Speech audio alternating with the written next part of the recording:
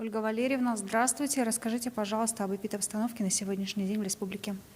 Добрый день, уважаемые жители Республики Саха-Якутия. Санитарно-эпидемиологическая обстановка в республике остается напряженным. По данным Управления Роспотребнадзора, по Якутии зарегистрировано 287 новых случаев новой коронавирусной инфекции. При этом 143 случая зарегистрировано в столице нашей республики, городе Якутске. В Алданском, Амигино-Кангаласском, Мирнинском и Хангаласском улусе зарегистрировано, по мнению оперативного штаба, высокое количество случаев, по 15 случаев, в связи с чем даны соответствующие установки Мигино-Кангаласским, Хангаласским, Алданским и Мирнинским оперативным штабам по усилению контрольной деятельности за соблюдением мер, определенных указом главы республики.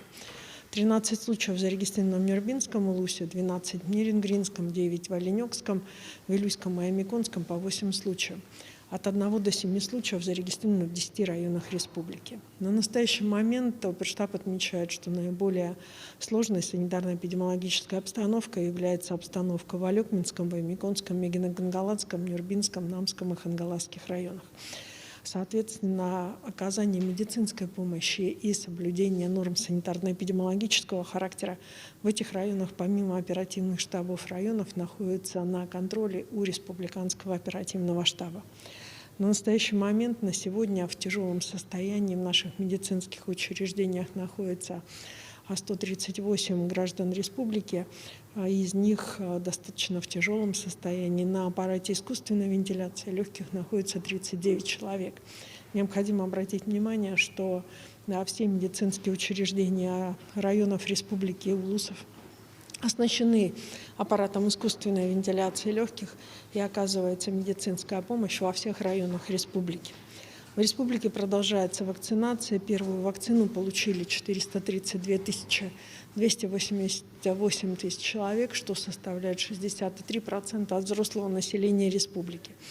Необходимо обратить внимание, что глава республики ставит основной задачей осуществления, в том числе и ревакцинации граждан республики. На сегодня ревакцинацию получили 41 149 человек. Мы считаем, что и Министерство здравоохранения как Российской Федерации, и известные эпидемиологи считают, что и признанные эпидемиологи, профессионалы считают, что ревакцинация сегодня должна осуществляться непосредственно в кратчайшие сроки для тех, кто ревакцинировался, порядка 6, тех, кто вакцинировался 6 месяцев назад.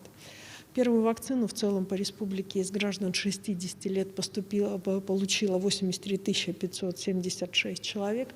Необходимо обратить внимание, что это лишь только 59% от общего количества. При этом количество лиц старшего возраста, которые находятся у нас на больничных койках, он значительно больше. И в основном это все невакцинированные граждане республики. В связи с чем я призываю все-таки граждан республики как старшего возраста, так и граждан республики, которые имеют матерей, отцов, дедов и, соответственно, старших братьев и сестер, пройти все-таки процедуру вакцинации, особенно если они имеют ослабленное здоровье. Параллельно сегодня у нас идет вакцинальная кампания против гриппа. Необходимо обратить внимание, что от планового показателя в республике привито 43%. Само по себе, если в прошлые санитарно-эпидемиологический сезон грипп не циркулировал на территории республики, мы прошли значительно мягче. Еще раз обращаю внимание на все-таки недопустимость распространения возможного микса гриппа и новой коронавирусной инфекции, и призываю всех прийти в том числе и на вакцинацию от гриппа. Сегодня от гриппа привито у нас 52% от детей, 113 тысяч детей, которые живут на территории республики.